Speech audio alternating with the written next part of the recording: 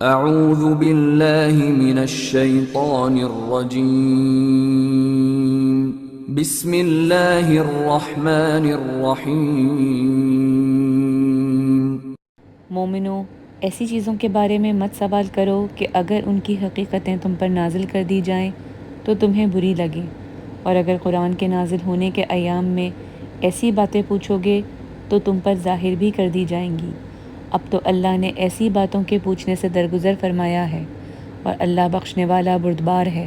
اس طرح کی باتیں تم سے پہلے کے لوگوں نے بھی پوچھی تھیں، مگر جب بتائی گئیں تو پھر ان سے منکر ہو گئے۔ اللہ نے نہ تو بحیرہ کچھ چیز بنایا ہے، اور نہ صاحبہ، اور نہ وسیلہ، اور نہ حام، بلکہ کافر اللہ پر جھوٹ افترا کرتے ہیں، اور یہ اکثر عقل نہیں رکھتے۔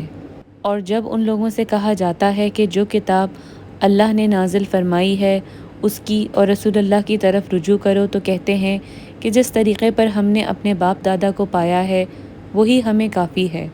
بھلا اگر ان کے باپ دادا نہ تو کچھ جانتے ہوں نہ سیدھے رستے پر ہوں، تب بھی اے ایمان والوں اپنی جانوں کی حفاظت کرو۔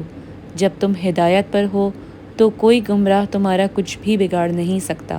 تم سب کو اللہ کی طرف لوٹ کر جانا ہے، اس وقت وہ تم کو تمہارے سب کاموں سے جو دنیا میں کیے تھے آگاہ کرے گا اور ان کا بدلہ دے گا۔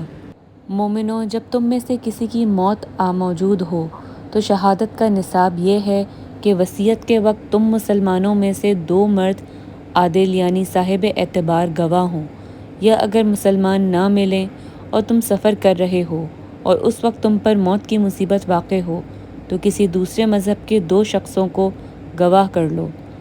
اگر تم کو ان گواہوں کی نسبت کچھ شک ہو تو ان کو عصر کی نماز کے بعد کھڑا کرو اور دونوں اللہ کی قسمیں کھائیں کہ ہم شہادت کا کچھ عوض نہیں لیں گے، بھلا ہمارا رشتہ دار ہی کیوں نہ ہو، اور نہ ہم اللہ کی شہادت کو چھپائیں گے۔ اگر ایسا کریں گے تو گنہگار ہوں گے۔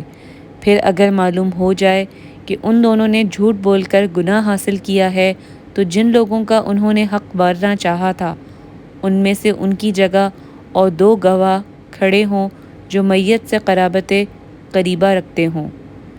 پھر وہ اللہ کی قسمیں کھائیں کہ ہماری شہادت ان کی شہادت سے بہت سچی ہے اور ہم نے کوئی زیادتی نہیں کی۔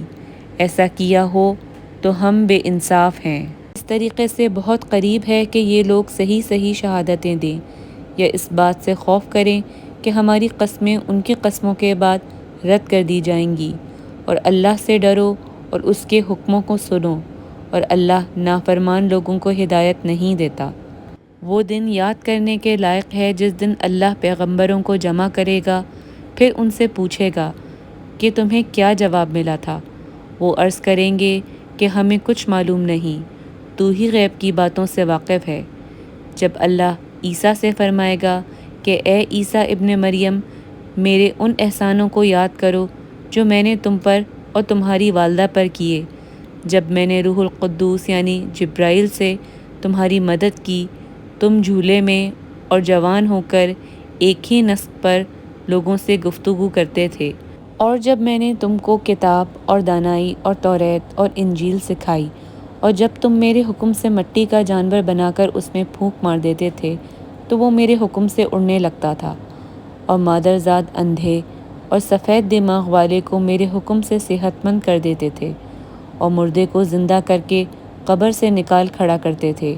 اور جب میں نے بنی اسرائیل کے ہاتھوں کو تم سے روک دیا جب تم ان کے پاس کھلے ہوئے نشان لے کر آئے، جو ان میں سے کافر تھے کہنے لگے کہ یہ تو صریح جادو ہے۔